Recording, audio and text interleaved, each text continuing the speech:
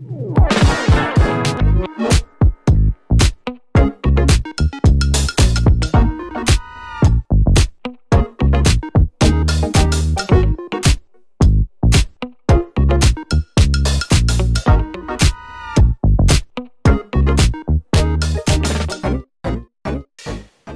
et ben aujourd'hui je suis à US Golf Megastore, du coup à Paris, avenue Marceau, pardon. Donc je vous mets ici la description, l'adresse juste là maintenant avec le site internet. Et je suis venu à la rencontre de Laurent Jouklis, que vous connaissez certainement via les réseaux, donc son petit compte Instagram.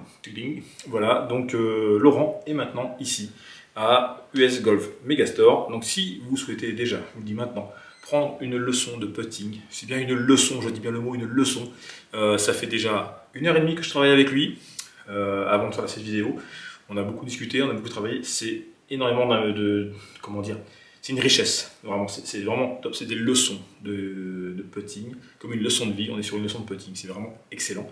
Donc là je suis dans son univers, je suis dans son espace de travail, et du coup on travaille le putting, et donc voilà, maintenant vous allez voir quelques images de ce qu'on a travaillé ce matin, ce qu'on travaillera cet après-midi, et en espérant que ça vous donne envie, à vous aussi, de prendre un cours avec Laurent, ou plusieurs cours, voilà. Que vous soyez sur Paris, il ne faut pas hésiter à venir. Voilà. Pour doser, j'ai besoin de développer certaines compétences. La première compétence, finalement, elle est musicale. J'ai une musique, j'ai une horloge interne au fond de moi, et mon mouvement va durer naturellement un certain temps. Tu vois, c'est le temps que je prends naturellement avec mon bras pour faire quelque chose. Quand je te dis bonjour, ben, je vais pas dire bonjour comme ça, tu vois. Mais parfois, les gens le font un peu plus vite, un peu plus lentement. On a cette horloge interne au fond de nous. On prend l'habitude des milliers de fois par jour de déplacer nos bras pour faire des tâches de dosage qui sont très très précises. Si je me mets en position à peu près putting, on va dire, voilà, je suis juste un tout petit peu penché, et maintenant je déplace simplement mes deux bras à droite et à gauche, j'oublie que c'est du putting, je veux juste déplacer mes bras. Tic, tac. Ou alors, et je me rends compte que les deux sons durent pareil. Il n'y a pas un mouvement qui est plus rapide que l'autre. Alors qu'en fait, le mouvement de retour, il est 2 fois plus grand. Mais en fait, il s'équilibre dans le temps avec le premier mouvement. Eh bien, tout ce que va faire mon bras dure le même temps. Que je fasse un petit mouvement pour atteindre un interrupteur, pour allumer la lumière, ou une plus grande distance, le mouvement, enfin la durée s'équilibre. Ok? Donc, je prends conscience de ce tempo. Un tempo, même tempo. Il est impératif de stopper le mouvement à la fin. Il est impératif d'avoir cette structure bien assemblée avec un début et une fin. Si la fin n'est pas bien marquée, le mouvement ne s'équilibre pas efficacement. Donc, maintenant, premier défi. J'ai un putter. Le putter ne doit pas changer cette mécanique du corps. C'est là que le fitting du putter est important. Parce que si j'ai un putter trop lourd, trop léger, eh bien parfois je vais avoir du mal à intégrer le poids du putter au poids de mes bras qui se déplacent. Donc j'ai mon tempo, j'intègre le putter, je prends la pression qui me permet de tenir le poids du putter. Il repose légèrement au sol, j'ai tenu ici, je tiens ici dans ma main gauche la pression qui me permet de tenir le putter stable sur son plan. Il est léger au sol, je rajoute ma main arrière, j'ai le même tempo, j'alterne.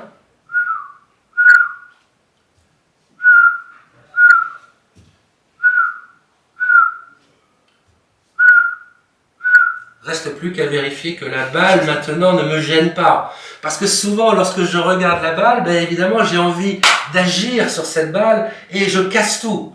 Donc je dois voir la balle comme un incident de parcours sur le chemin du club et pas comme un objectif particulier. Donc j'y vais, un tempo, même tempo et je maintiens la position à la fin. Et maintenant, je constate où va la balle. Ça, c'est un point absolument fondamental. La plupart des joueurs ne font pas ce travail-là. C'est-à-dire, regarde bien, je maintiens le putter ici à la fin. J'ai conscience de la pression. Mes yeux ont vu où se trouve la balle. Ça correspond à un angle de regard. Je fais travailler mes muscles ici à la base des cervicales. Et là, je suis en train d'assimiler que cette taille-là donne cet angle visuel-là qui donne cette distance-là.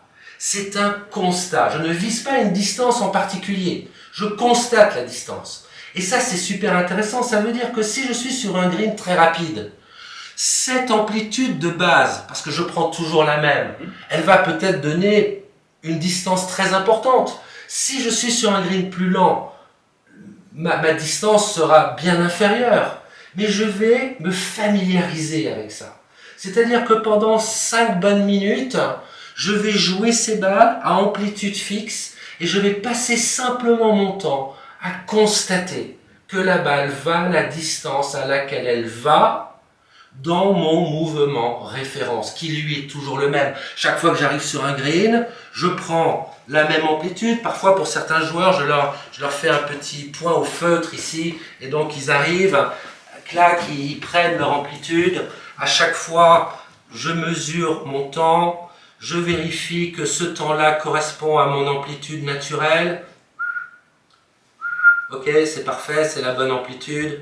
Si je laisse faire sans chercher à speeder le mouvement, je retrouve un équilibre de l'autre côté. Un tempo, même tempo. Un tempo, même tempo. Et j'obtiens toujours la même distance, ou en tout cas, je suis dans un mouchoir de poche. Et donc, je m'habitue à ça, je constate, je passe du temps avec le putter arrêté à la fin. Je fais ça pendant un certain temps. Comment ça se passe ensuite le dosage? Imagine que je veuille après jouer une distance qui n'a rien à voir avec celle-là. Par exemple, un trou qui est à 7 mètres, 8 mètres, etc. Quand mes yeux vont voir cette distance qui est beaucoup plus longue, je me passe le tempo. Je me dis, il faut que mon aille là-bas. Eh bien, le cerveau va en déduire naturellement, automatiquement, la taille qu'il faut pour que ce temps-là aille là-bas. C'est-à-dire que la base du dosage n'est pas un feeling, c'est un timing. C'est la perception du temps qui va me faire ressentir de façon totalement inconsciente la taille du mouvement. Et je dis inconsciente parce que c'est amusant. Parfois, quand on pose la question à un joueur, « Tiens, où a été ton putter quand tu as envoyé la balle là ?» Il va te dire un truc, mais moi qui suis en face, j'ai bien vu que c'était pas du tout cette taille-là. Donc le joueur n'a pas véritablement conscience, il ne mesure pas. Alors, il y aura toujours des joueurs qui vont te dire « Ouais, mais moi, je dose autrement. Moi, par exemple, je mesure. Si je fais 10 cm ici, ça me donne tant. 20 cm, ça me donne tant, etc., etc. » Il se calibre de cette façon-là. C'est un système. Bien sûr, si on s'entraîne, si on le fait, on va retenir quelque chose et ça va marcher. Mais c'est pas quelque chose de naturel, c'est pas quelque chose qui va correspondre au lâcher-prise dont j'ai besoin pour performer. Tu comprends? Ouais, moi, on m'avait expliqué justement le coup des 5 cm, 1 mètre. Dans l'idée, c'était à peu près ça. Ouais. Et du coup, c'est pareil. Mais c'est compliqué, c'est compliqué. Bon, et puis il y a encore d'autres systèmes où on a toujours des amplitudes fixes et où on accélère, etc. Doser, c'est pas accélérer. Quand on accélère, on ne dose pas. Doser, c'est équilibrer. C'est vraiment la chose qu'il faut vraiment comprendre. Donc, voilà. Là, tu as on va dire, les ingrédients de la recette. Après, il y a le tour de main. Hein. C'est comme pour la mayonnaise. Il suffit pas d'avoir l'huile, le sel, le citron ou tout ce que tu veux. Mais après, il y a la façon dont tu fais le truc. Donc, la façon de faire le truc, c'est simplement d'abord de comprendre que j'ai besoin de mes bras. Si j'ai les bras inhibés, ça c'est une mode en ce moment, hein. Tu as des joueurs qui sont comme ça parce qu'ils sont en recherche mécanique. Alors c'est vrai que là, je contrôle, j'ai beaucoup de contrôle. mécaniquement, c'est pas mal du tout. Mais pour le dosage, c'est problématique. Parce que le cerveau dose avec les bras. Si tu supprimes ça, tu vas tomber dans la dimension calcul, la dimension analytique, et ça va être quelque chose de compliqué. Donc je libère mes bras, ce qui ne veut pas dire que je pousse dessus, je ne joue pas non plus comme ça avec mes bras. Il y a une harmonie qui va se créer entre le fonctionnement des bras et des épaules. Alors regarde, si je retiens mes bras, qu'est-ce que ça va donner? Voilà, et là je suis totalement déséquilibré. Donc rien n'est impossible au petit. Parce que le mouvement est petit, on peut bien arriver à mémoriser ce qu'on veut. Mais il y a des choses qui sont plus logiques que d'autres, plus naturelles que d'autres. Et là, vraiment, moi, ce que j'essaye de transmettre aux joueurs, c'est cette capacité à trouver ce naturel pour qu'ensuite, en situation de jeu, eh bien, il y ait le plus grand lâcher-prise possible. C'est-à-dire que l'esprit soit focalisé davantage sur la cible, sur les points de passage, sur la vitesse à laquelle la balle arrive au trou, mais pas sur la réalisation du mouvement, pas sur le contrôle d'une amplitude, pas sur le contrôle d'un chemin ou d'une rotation de face. Ça, ce sont des choses qui doivent se faire naturellement pour que l'esprit soit focalisé idéalement uniquement sur le résultat. Voilà. Un truc là, c'est vrai que j'avais presque oublié la caméra. Bon là, l'explication elle est un tout petit peu longue. Hein. En fait, dans ce qu'on a fait tout à l'heure, ça a été quand même beaucoup plus séquencé. J'ai dit des choses et puis Joël a essayé, et etc. Et voilà, là j'ai vraiment fait une sorte de résumé pour expliquer. Enfin, c'est un grand résumé. Hein, mais voilà.